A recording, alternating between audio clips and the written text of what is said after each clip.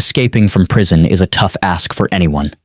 Today, I'll tell you about a man who did it twice. And remember, no matter how absurd this story may seem, it's all true. This is the story of Redoine Faïd, France's most notorious criminal. It's Sunday, July 1st, 2018. In the southeastern suburbs of Paris, a black helicopter circles Réau prison, its matte body unmarked, movements deliberate and precise. Réau is one of the largest high-security facilities in France. Its perimeter is a fortress with 17-foot walls topped with barbed wire reaching further into the sky. Anti-helicopter netting stretches over the courtyard. 4 watchtowers anchor the corners of the prison like silent sentinels. Inside one of the watchtowers, a guard receives his instruction. The order is simple, the message clear. Unseal. His gloved hands trembled slightly as he retrieves a black case, fumbling at the latch. A drop of sweat slides down his temple, though the room is cool. With a snap, the seal is broken, an action he'd only ever rehearsed, yet never imagined he'd do for real.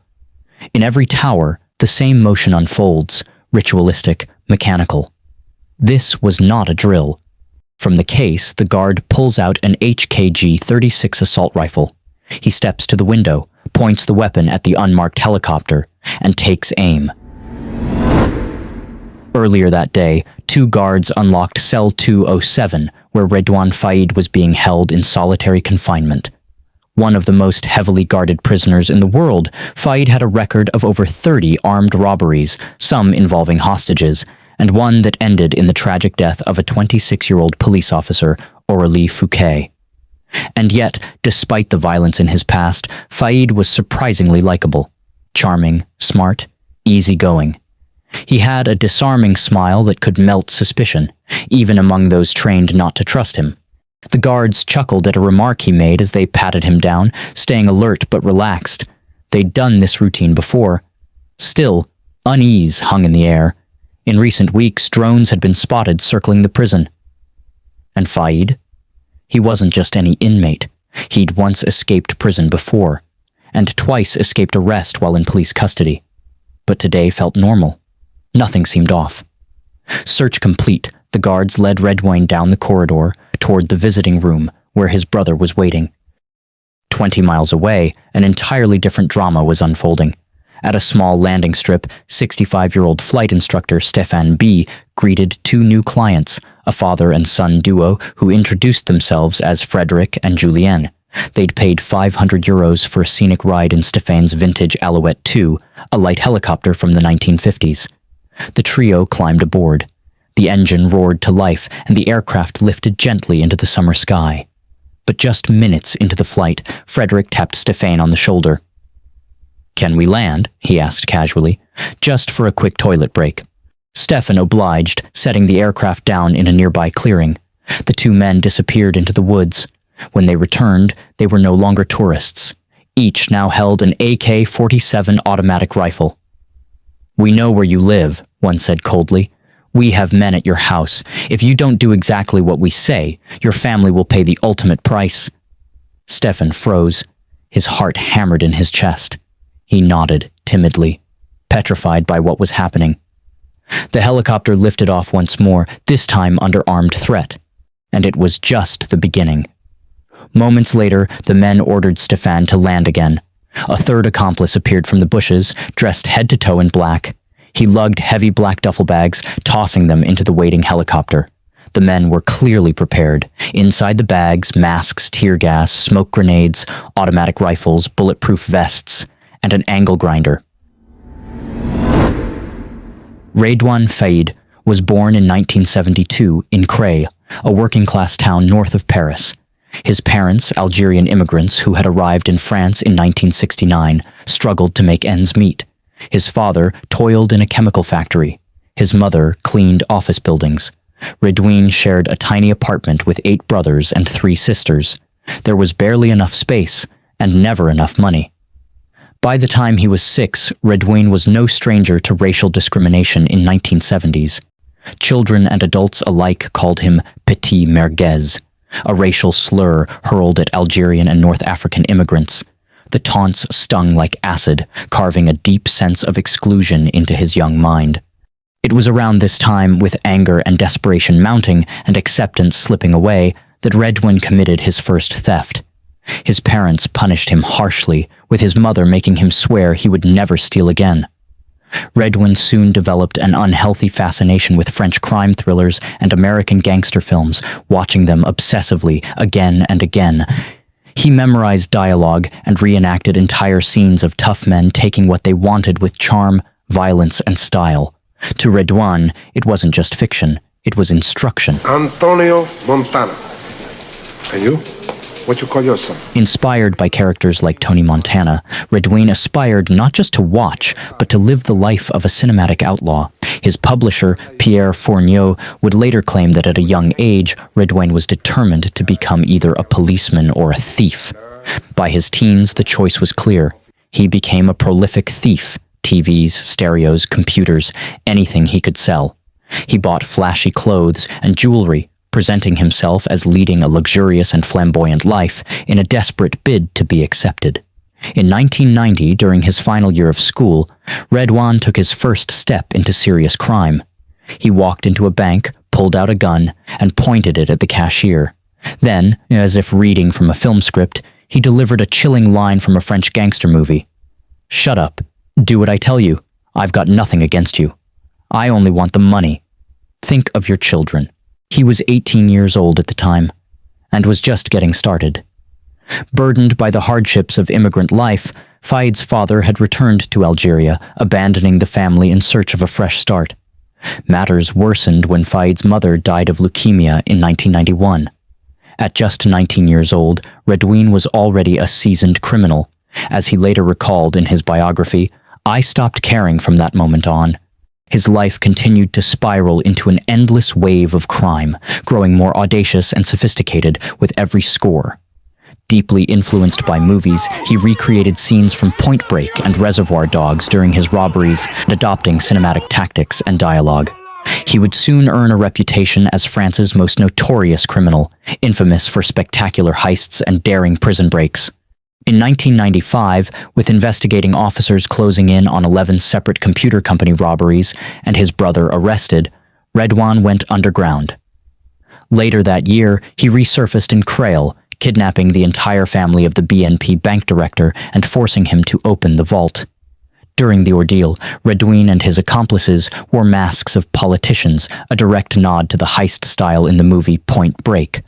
In 1996, after one accomplice was caught, Redoine fled to Algeria, only to return days later with false papers in hand. His ultimate inspiration came from the film Heat, a heist movie by famed director Michael Mann. His ambition now had a singular focus, the crown jewel of heists, an armored truck. Back in the prison's visiting room, Faïd sat with his older brother, chatting softly. He knew he had to keep his cool. Any flicker of tension could arouse suspicion and unravel months of planning. Despite being at the heart of what would become the most daring prison break in French history, Faïd smiled easily and appeared calm. Standing guard outside, a prison officer paused. She heard what sounded like a leaf blower. Strange, she thought. The gardeners don't work on Sundays.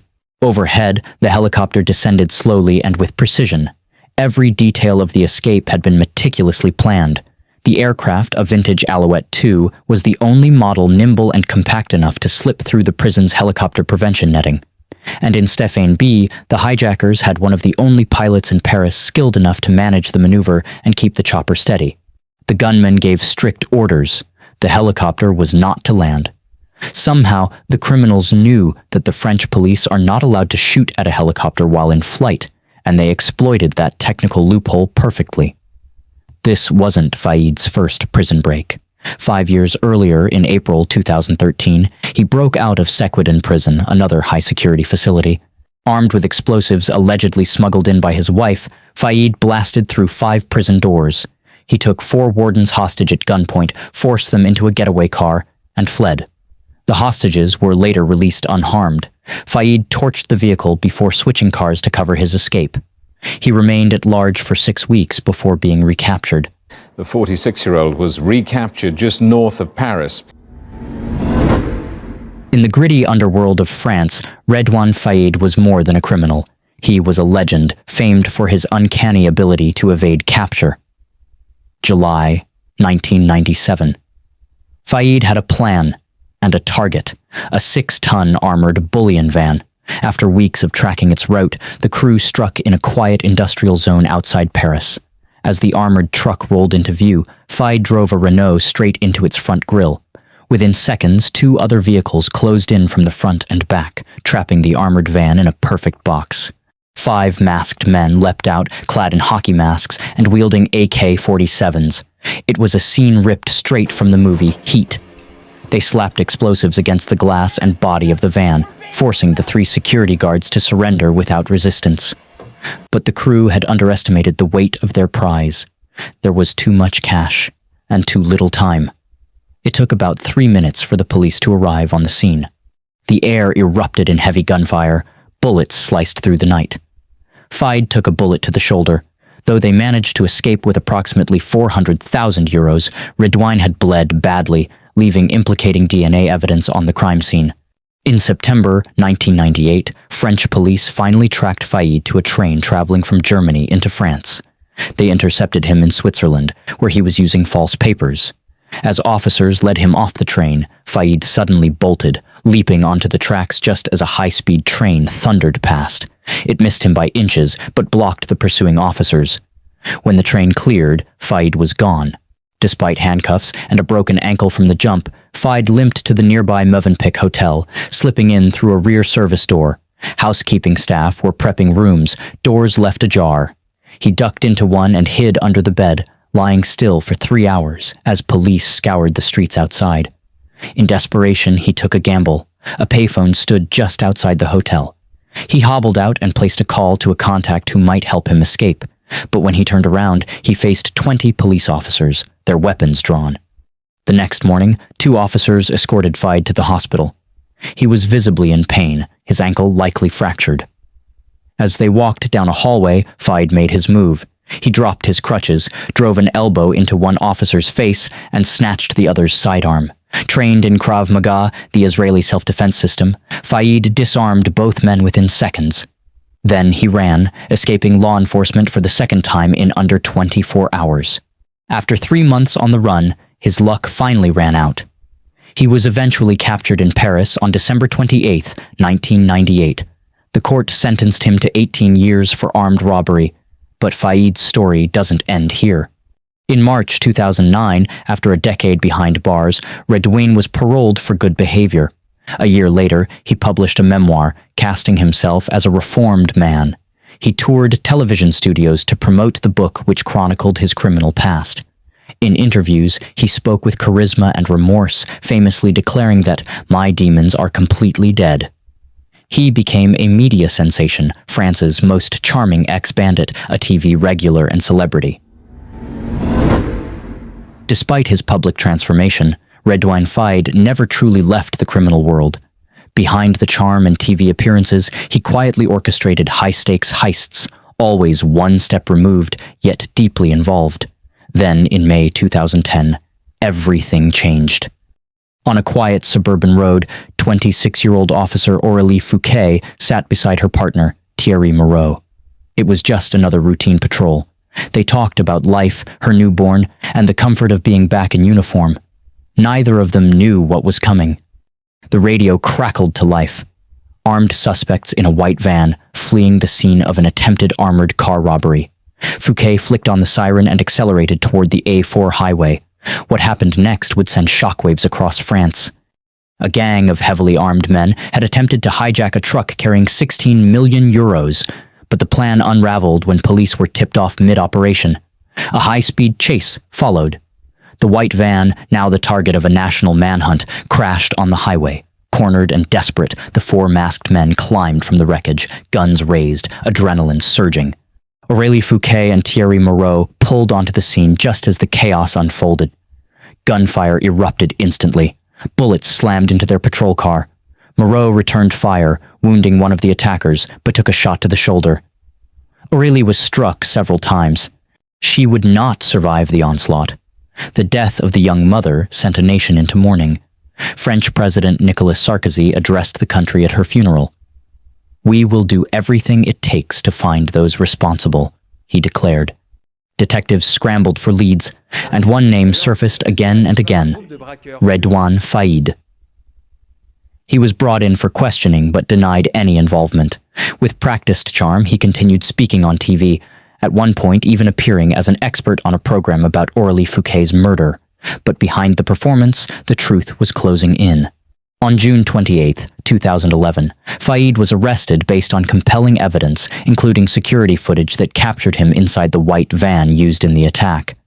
He hadn't pulled the trigger that killed Officer Aurélie Fouquet, but investigators believed he had orchestrated the entire operation. The charges were grave, but Faïd wasn't done yet. On April 13, 2013, he made headlines again when he blasted his way out of prison, took 4 guards hostage, and vanished into the French countryside. And just like that, France's most notorious fugitive was free again. A European arrest warrant was issued the same day, followed by a global Interpol red notice, alerting 190 countries to be on the lookout for the escapee. 6 weeks later, at 3 a.m., police raided a small B&B in Ponteau-Comboul. Redoine Faïd was asleep in one of the rooms. He was captured without resistance. Back behind bars, he was placed in isolation at Fleury-Mérogis prison, one of the most secure facilities in Europe, where he awaited trial and faced a possible life sentence. On March 1, 2016, after years of legal drama and mounting public interest, Faïd's trial finally began. He was convicted for his role in the deadly robbery and sentenced to 18 years in prison. Additional charges followed for his 2013 escape and hostage-taking, adding another 10 years to his sentence. Redoine Faïd, the charming ex-con turned media darling, was now France's most infamous prisoner. But his legend wasn't over. The most dramatic chapter was still to come. Love true crime stories like this? Hit subscribe, tap like, and share with your crew so you don't miss the next jaw-dropping episode. At Rio Prison, the helicopter hovers just meters above the ground. 2 men leap out, both clad in bulletproof vests and armed with AK-47s. One hurls multiple smoke grenades into the yard, filling the air with blinding clouds. The rotor blades churn the smoke upward, transforming it into a dense, swirling fog. The second man grips a powerful angle grinder. A third remains inside the chopper, his weapon fixed on the pilot's head. In the watchtower, prison guards strain to maintain visual contact, but the helicopter vanishes, shrouded in smoke and obscured by the prison's complex layout. In under 40 seconds, the man sliced through the lock. With a hard shove, the metal doors swung open. Unarmed and outmatched, the prison guards could do nothing but take cover, powerless to stop the assault unfolding before them. With chaos erupting, officers scramble to follow protocol. 3 call for backup, but it's already too late. Hearing the noise, Redoine knows it's time.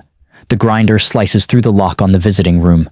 The doors swing open. Faïd bolts out, joining his crew as they sprint down the corridor and into the smoke-filled courtyard, where the helicopter still hovers.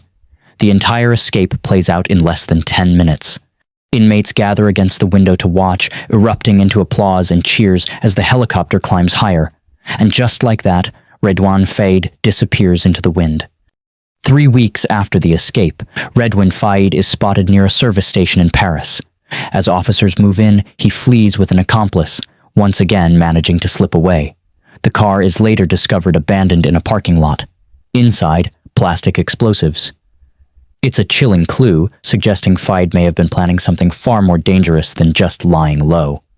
With over 3,000 officers deployed, the manhunt became one of the largest in French history. 3 months would pass before Faïd was finally found. Hiding in an apartment in his hometown of Creil, he had been disguising himself in a burqa to avoid detection. Given Faïd's history of escapes and his high-risk profile, authorities took no chances. Security around the trial was unprecedented. The courtroom was renovated, entry gates reinforced. For 3 weeks, an X-ray baggage scanner guarded the entrance. Streets nearby were sealed off. Even access to 2 local schools and the cathedral was restricted. No cars allowed during trial hours. Everything was locked down, no exits, no loopholes. Funerals scheduled at the cathedral were moved to other churches, and a no-fly zone was enforced over the courthouse. Faïd stands trial for it all. His heists, 2 prison breaks, multiple armed robberies, and his role in the killing of Officer Aurélie Fouquet, the 26-year-old mother gunned down in the line of duty. He's sentenced to 39 years behind bars. His lawyers claim he's been held in solitary confinement since 2019. They've taken the fight to court, challenging the harsh conditions of his detention. It's understood that Faïd lives under constant scrutiny, subjected to random strip searches, sometimes as often as 5 times a day. His earliest possible release date is 2060, by which time he will be 80 years old. Redoine Faïd's story is one of contradictions. A gangster obsessed with Hollywood, a criminal mastermind who gave TED-style talks, and a man who escaped the inescapable twice. He called himself a product of the system. And in a way, maybe he was. But while most criminals fade into obscurity, Faïd became a legend, not for the crimes alone, but for the cinematic audacity with which he committed them. Even now, people wonder, was it all just a movie for him? Because if it was one hell of a script.